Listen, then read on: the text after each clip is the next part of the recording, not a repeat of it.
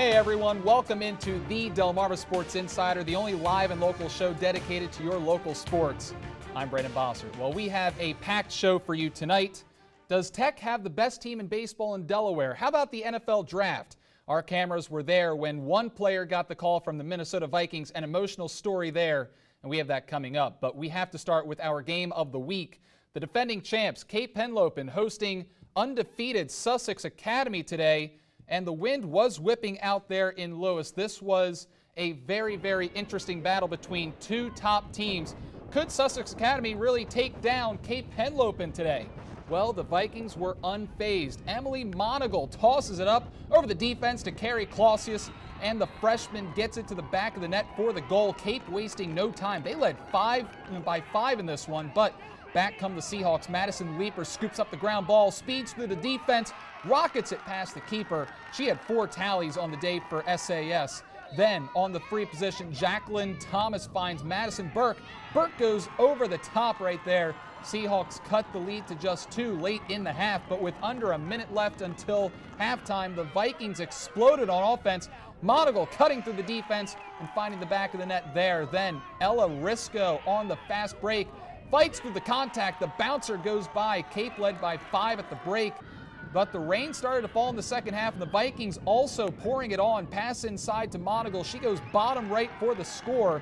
Then to put this one away, Cape with numbers. Risco puts the spin move on the defender and finds Kelly Bragg. Bragg nets it in, and Cape rolls past Sussex Academy today, 17-10 the win. The Vikings are now 10-0 in state competition.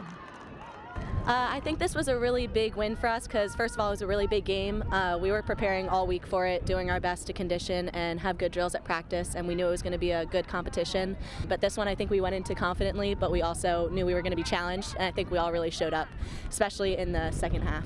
I'm definitely going to miss it. The 4 years go by way quicker than you think, but showing up today with all of our friends, they're our best friends, our teammates are our best friends, and I think that's what makes us the best team. Well, what can you say other than Cape proves they are the dominant team in our region once again this year? The only question that remains is how do they stack up against the top teams upstate? Emily Monagle making a case for top player in the state. 6 more goals tonight for her. Absolutely incredible season. And they have so many players that can score for this offense. Meanwhile, as for Sussex Academy, they have a solid roster themselves. They're a good team.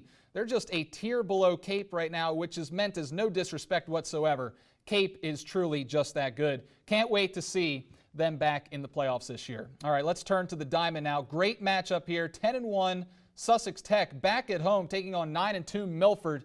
Tech coming off their first loss of the year on Saturday. Milford got the bats going early on with a man on second. Aiden Zimmerman sends this one off the wall in left. That brings home the run. Bucks led in the top of the first.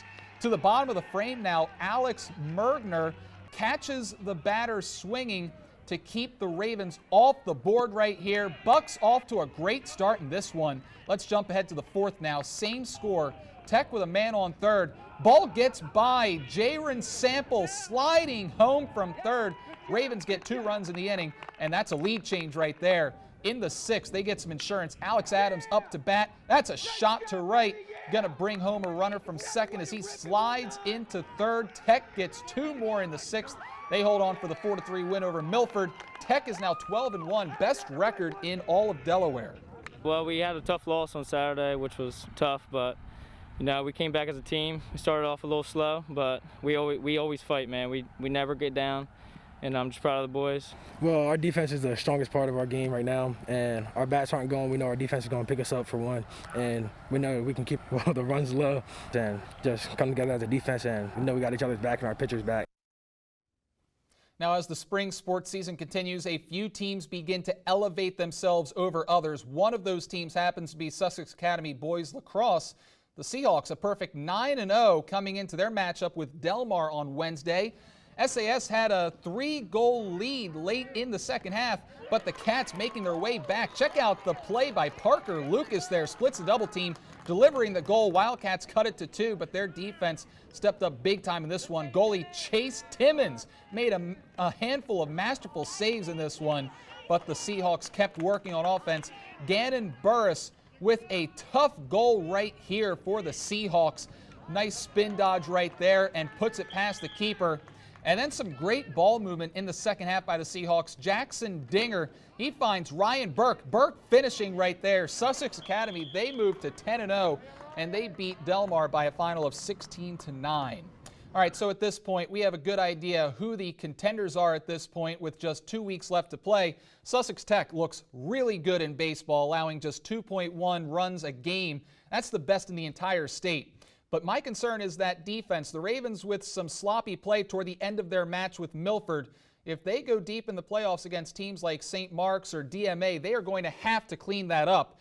But this Tech team is for real, led by Connor Ellingsworth, Jonathan Stockley, and Jason Shockley on offense. They have some great arms as well. Alex Adams, Grant Allen is capable of striking out 10 in a game. Oh, and by the way, sophomore Dakota Cully pitched a no-hitter earlier this year as well. The Ravens are loaded, and we can expect them to go pretty far in the playoffs coming up. All right, let's move now to the baseball scene over in Maryland. A standout pitcher for Parkside is preparing to get back on the mound in his final high school campaign. Here's this week's After the Whistle with Brady Bailey.